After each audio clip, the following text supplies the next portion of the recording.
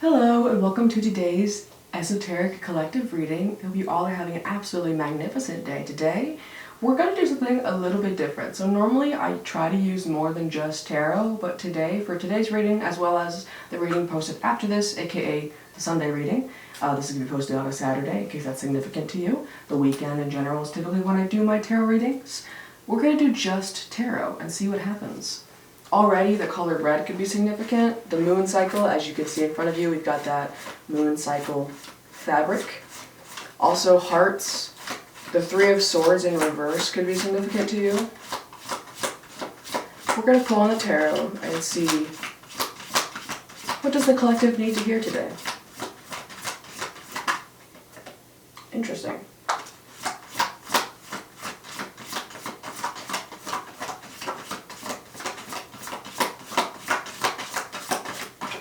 Alright.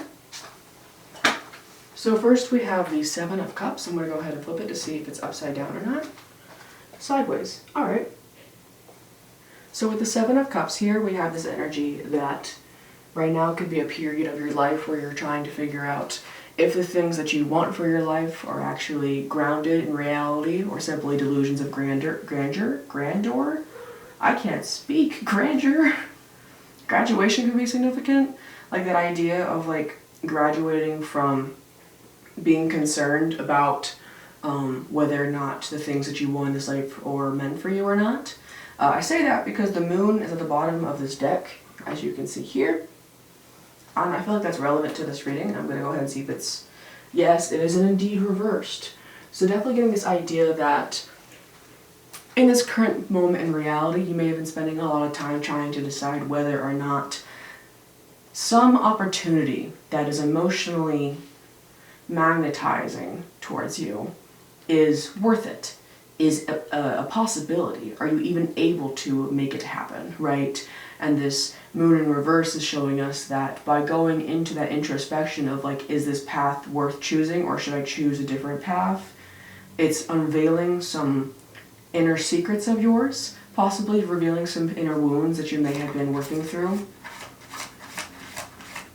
Like that idea of like, by asking yourself a question about is A or B worth it for me, you end up learning about why A and B were even choices to begin with, you know, and finding other motivations for A and B, and then you can take those motivations and apply them to maybe an option C that works even better for you, you know. We're going to pull in more than this. More than this? There's also more than what you're probably aware of right now. That idea that if you're considering A and B, C has probably not approached you yet, you know? And obviously I'm using just letters as examples, but like, if you wanted to take this in a career way, if you're deciding between two jobs and neither one of them feels like a perfect fit, if you're discovering when you're questioning whether or not you should choose A or B, the pros and cons of both A and B, you might find that an option C of a career will, you know, walk on by you and offer itself to you. And it happens to have all the pros and cons, the pros from both A and B and none of the cons. Now that's definitely a more simplistic answer, or analogy I should say. But that idea though, that introspection tends to bring out the hidden parts of our own selves, to say the least. So pulled two cards while I was talking. We're going to see if those are upright or reversed. Alright. So we have Temperance and Strength in reverse. This is giving me the vibe, as I adjust the camera so you can see better, that this wound of not being able to figure out what's meant for you is less of an actual, like, can you do this, and more of a, like, a mental, can you do this, right? This idea that as you're able to work through the wound that is... Here we go. As you're able to work through this wound of, am I able to do this, you may be discovering that it's not necessarily an issue of whether or not you're physically capable of it, it's whether or not you think you're capable of it. Are you believing and trusting in your own ability, capacity for this? As I say, that 444 can be significant, because I saw 444 on the timer as I said the word for. This could be a time in your life where you're actively considering going for something. And by doing so, that's healing, because you're considering the why you want something, considering why you feel like you may not be up for it, or up to it, up to the challenge, if you will. I think of the Strength card, as you can see there, is this idea of a human or figure holding a lion. And in the traditional Rider-Waite tarot, it's like holding the lion's mouth. This idea that the human could obviously be scared of the lion with the mouth open because it could freaking bite its hand off, frankly. But because the human trusts both the lion and themselves enough to place it there, they're able to show off that inner strength. That's not necessarily a physical feat of strength, you know, like he's not physically harnessing, excuse me. He's not physically harnessing the lion, you know. It's a very gentle, not even a hold, it's like a pat almost.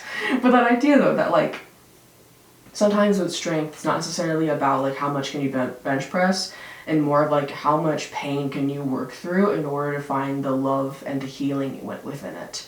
And sometimes we discover those pains when we're deciding between certain things. So with that Seven of Cups being like, is this option meant for me?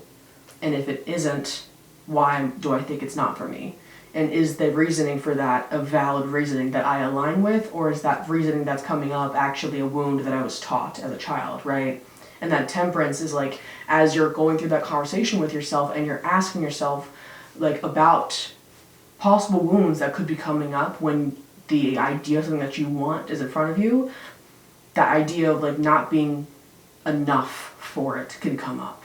And as that's where I think that strength is in reverse, this idea of like, you have the ability to do this, but there may be an inner wound, an inner child wound with feeling like maybe you're not, which is a very sensitive matter. And I do want to say that during this time, as you should be incredibly proud of yourself for going through that introspection, because that can take a lot, but also that can take a lot out of you. So remember to take deep breaths and take breaks, you know, maybe go watch a fun little like 15-minute cartoon, and then a little breathing break, and then kind of ground yourself, and you can always come back to this, right? This idea that because you are you, you can introspect about you whenever you want.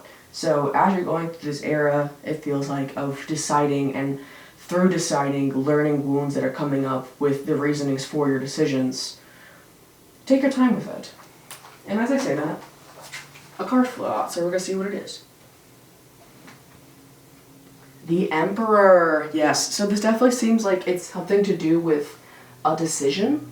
This idea that the Emperor is all about decisive action. I also think of somebody who delegates, the idea that the Emperor has to take care of an entire kingdom, and he himself can't physically be there and everywhere all at the same time, so he has to delegate power, delegate actions, motivations even, towards other people in order to make a task happen, the task being take care of the kingdom. It's a very literal example of the Emperor card, but I say that because the idea of the Emperor is not necessarily like a brute force strength. It's also a mental fortitude. The idea of mental fortitude could be significant. Also the numbers 8, 3, and 1, just throwing that out there. That could be an area code, if you're American, I think. But this idea though that as you're choosing, you're deciding, remember to take time to acknowledge the fact that you have the power in the situation to make the decision, because you have the power to be able to trust yourself that you will make the decision correctly, that is best for you and your theoretical or literal kingdom, right? The Emperor can also be a father card, so you could be a parent as well. Now, whether that means an animal parent or a parent of a literal human child, you know, to each their own. But the idea, though, that, like, if you are in charge of another being, your actions affect the being. So, therefore, it's also considering other people within this literal/metaphorical kingdom, right? And making sure that you're choosing the correct options for everybody who will be affected by those choices. Gonna go ahead and pull another card. What's some advice for this collective when making this decision and going through this healing work? Besides just patience. And as I say that, the Wheel of Fortune comes out. So definitely getting a vibe that know that you're doing this healing work for a reason.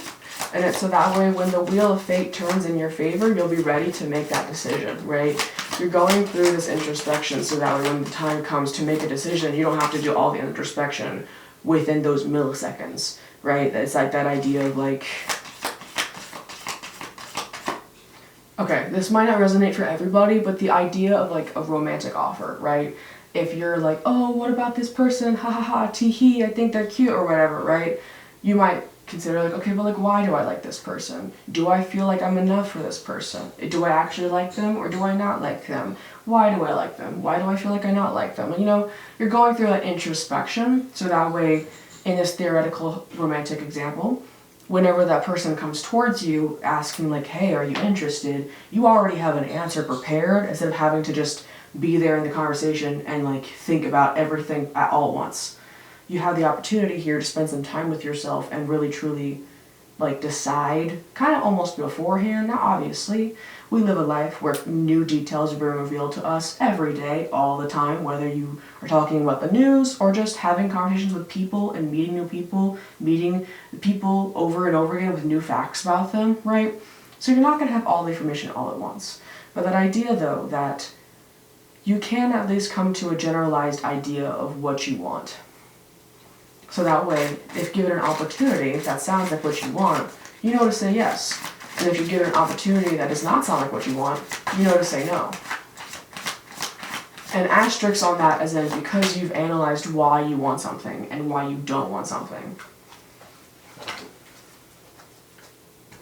Interesting, yeah. So the devil in reverse, this idea that you will be able to get through this indecision by shedding some exposure towards the parts of yourself that might not be the most fun to talk about. And as I say that, my cat comes a little bit closer to the great cards, so if you happen to see the shadow, that is why. Some people use the terminology of shadow work when I'm talking about the things, but I'm trying to not use the terms light and dark for good and bad, because frankly that's racist. So I'm going to use the term of healing and working through things you're not proud of. For example, the card, as you can see in front of you, talks about obsession and that idea of like you can be obsessed with things that are not good for you, right? That's a very, very common example of the devil. However, I do want to note that the devil in reversed, while it can be like not letting go of something that you're obsessed with, it can also be like the thing that you are obsessed with going away. Like it is going away from you, right? For your own good. Specifically since I put that under the Wheel of Fortune. And as I say that, we have the Two of Pentacles that comes out.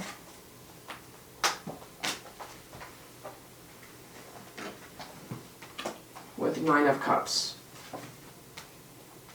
So, whatever this decision happens to be, it seems like it could be a couple different things, to be honest, depending on, frankly, who's watching this. These are collective ratings, so you're going to have to do some introspection to understand what you particularly are deciding on. But I want you to know that as you're deciding this, know that you will be able to get to an outcome once you realize you need to find the outcome that makes you feel the most emotionally fulfilled in this case.